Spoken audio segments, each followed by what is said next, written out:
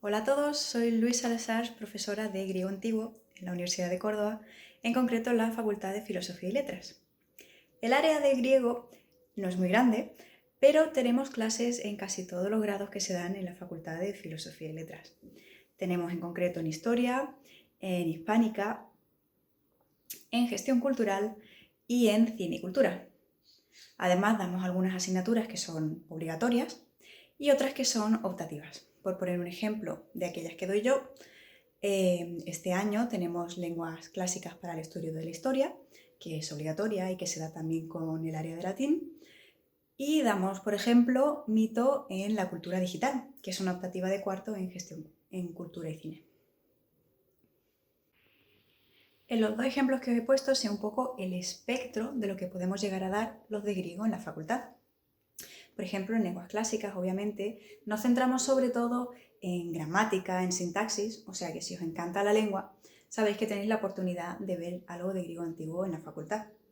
Pero no solo vemos eso porque, por ejemplo, este año, como es una asignatura que vemos en historia, hemos visto también algo de los historiadores griegos, quiénes eran los principales, cuál era su obra, y hemos podido leer algo de ella. En el caso de la optativa, mito en la cultura digital, vemos algo completamente diferente y es cómo se ha recibido el bagaje cultural de la mitología griega en una época completamente diferente como es la nuestra, que está inmersa en la digitalización. Es decir, que nos vemos usando constantemente pues, redes sociales, Netflix, YouTube, cualquier tipo de herramienta digital que aún así, aunque no lo parezca, está haciendo uso de temas, de mitemas, de la mitología griega.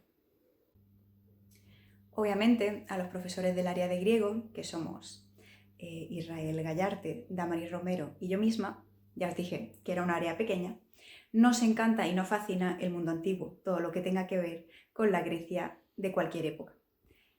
Pero tenemos que hacer que a vosotros también os resulte interesante.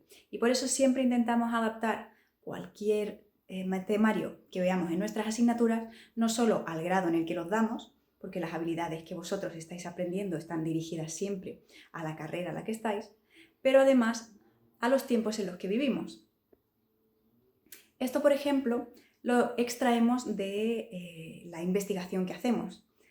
No solo damos temario basado en manuales escritos más o menos recientemente, sino basados en nuestra propia investigación. Es decir, que intentamos siempre traer lo más reciente que hemos hecho en nuestras propias investigaciones a las clases para que veáis cómo está evolucionando el campo del griego antiguo. Por eso yo hoy quiero enseñaros en qué proyecto estoy trabajando ahora. Bien, ¿y yo qué hago? Pues yo estoy especializada en la edición y comentario de textos griegos de época imperial. ¿Qué significa esto? Pues son aquellos textos en griego que fueron escritos cuando Grecia ya era parte del Imperio Romano. En concreto estoy especializada en una figura, en el autor griego Plutarco, que escribió en los siglos I y II después de Cristo y que encaja perfectamente porque él nació en Queronea, en Beocia, por tanto es griego, pero escribió cuando Grecia ya era parte del imperio. Os voy a hablar un poquito de él porque seguramente no sepáis aún mucho de él, pero precisamente mi proyecto va de intentar divulgar información sobre la figura y la obra de Plutarco porque creo que el público en general no lo conoce y sin embargo me parece que es una figura súper interesante. Pues bien, este Plutarco, como ya os digo, es de los primeros siglos de nuestra era y creo que su vida se puede organizar en torno a tres puntos fundamentales. El primero es que él era un ciudadano muy interesado en ayudar y en estar envuelto en todo lo que tuviera que ver con su patria, Queronea. Por eso fue político en su ciudad natal y trabajó como embajador, viajando a Roma, por ejemplo, y haciendo funciones de embajador de su patria, intentando siempre mejorar. Esto le permitió pues, ampliar su círculo de amistades y conocidos, sobre todo entre las altas esferas. El segundo bloque o el segundo punto es que fue sacerdote de Delfos y por tanto tuvo un gran sentido religioso. Esto hace que sepamos mucho de la cultura religiosa y de cómo funcionaban las instituciones religiosas de su época, ya que escribe sobre ello en su obra. Y el tercer bloque sería la importancia que tuvo la filosofía en su vida y en su obra, que refleja en su obra por lo menos. Sabemos que estudió filosofía en Atenas, estudió platonismo y él se consideraba platónico, es decir, seguidor de Platón. Y parece que tuvo su propia escuela filosófica en Queronea. De nuevo, otra manera de participar y contribuir a la sociedad que le rodeaba, como hemos visto que hacía también como político. Hemos visto que la filosofía es un bloque y la religión es otro. Esta es una división que hacemos nosotros en realidad. En la antigüedad no era algo tan dividido, no eran dos aspectos separados de la vida. Para Plutarco en realidad se trata de pues distintas maneras de intentar buscar la verdad, ¿no? Intentar entender el mundo que le rodeaba, el universo, la divinidad, y él se valía de todos los instrumentos, todas las herramientas que pudiera utilizar para llegar a comprender ese mundo que lo rodeaba. La religión y la filosofía eran simplemente maneras diferentes pero complementarias de hacerlo. Todo ello se va a reflejar en su obra que voy a explicar ahora mismo. Pero antes de explicarla, hay una cosita que quería explicar y es que el interés que tiene su obra no es solo por el contenido, que también, sino porque a veces Plutarco es el único testimonio que tenemos de algunos de los hechos o eventos que nos narra. Como he dicho, Plutarco pues, es un hombre que viajó bastante por su trabajo de político y embajador. No solo viajó a la capital, a Roma, sino que también viajó por Grecia y viajó a Egipto y a otros lugares. Entonces él pues tenía una gran cultura y además tenía una mentalidad abierta y conoció muchísimas cosas del mundo que lo rodeaba. Además, como he dicho también, pues conoció a mucha gente bien colocada y eso hace que sea pues un testigo fundamental de la época en la que vivió. Y gracias a que lo narró y lo escribió en su obra, nosotros podemos saber sobre esos eventos. Pues bien, la obra de Plutarco normalmente la dividimos en dos bloques. Uno de esos bloques va a ser las vidas paralelas. La llamamos así porque Plutarco lo que hacía era comparar dos vidas de personajes históricos, uno griego y otro romano. Aquí se ve un poco cómo era un griego que vivía en una Grecia bajo el Imperio Romano. Lo que hace es describir hechos históricos, pero también centrarse en pequeñas anécdotas y pequeños hechos que lo que hacen es describir el carácter de sus biografiados. Él mismo nos dice que los hechos históricos están muy bien, pero que a él lo que le interesa son los vicios y las virtudes del ser humano. Aquí vemos, por ejemplo, eso que os comentaba de que Plutarco a veces es nuestro único testimonio. Sabemos muchas cosas del pasado histórico de Grecia y Roma gracias a que él nos lo cuenta en sus biografías.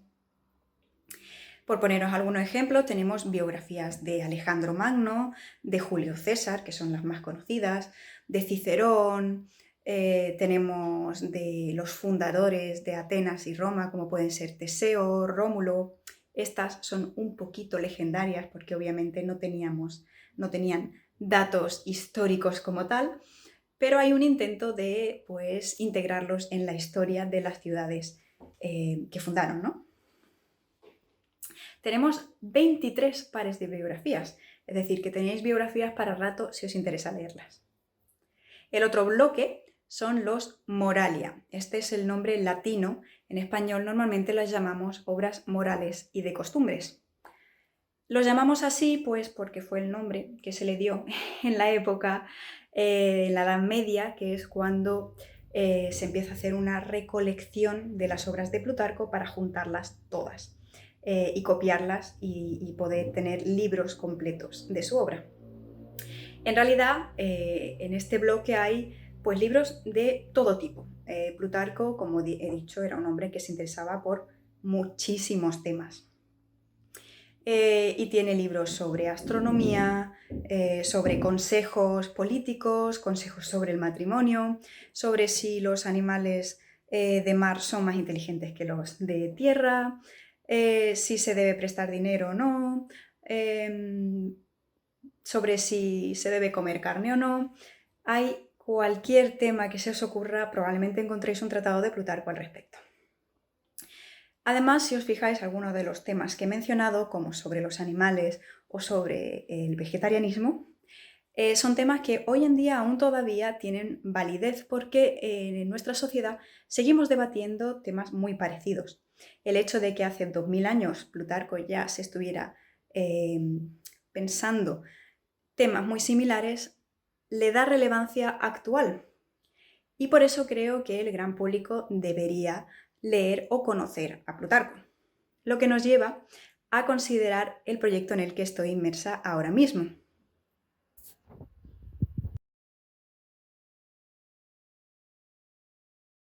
Si buscáis en internet proyectoplutarco.com, lo primero que os sale es nuestra página web.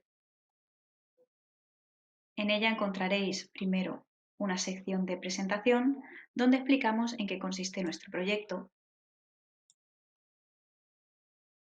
y 4 pestañas, cada una de ellas donde viene qué hacemos. La más interesante para vosotros probablemente sea la de blog. En ella tenemos pequeños vídeos blog, cada uno con diferentes temas, sobre cosas que interesaban a Plutarco y que creemos que os pueden interesar a vosotros. Los blogs son mensuales, por lo que cada mes encontraréis uno nuevo. Como veis, tenemos de todos los temas posibles. Los primeros son sobre en qué consiste nuestro proyecto, quién fue Plutarco, qué escribió, pero luego veis que tenemos sobre la comida, sobre Alejandro Magno y cómo ha sido retratado en el cine, sobre Plutarco y la luna, lectores famosos que han leído la obra de Plutarco y el más reciente, un ABC de Plutarco.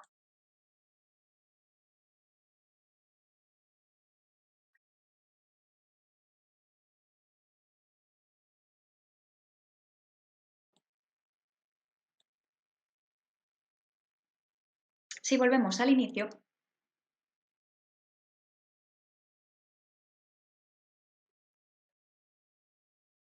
os enseñamos una de las partes que os va a encantar y es el destacado número 3, porque Proyecto Plutarco está preparando su primera jornada con institutos de Córdoba.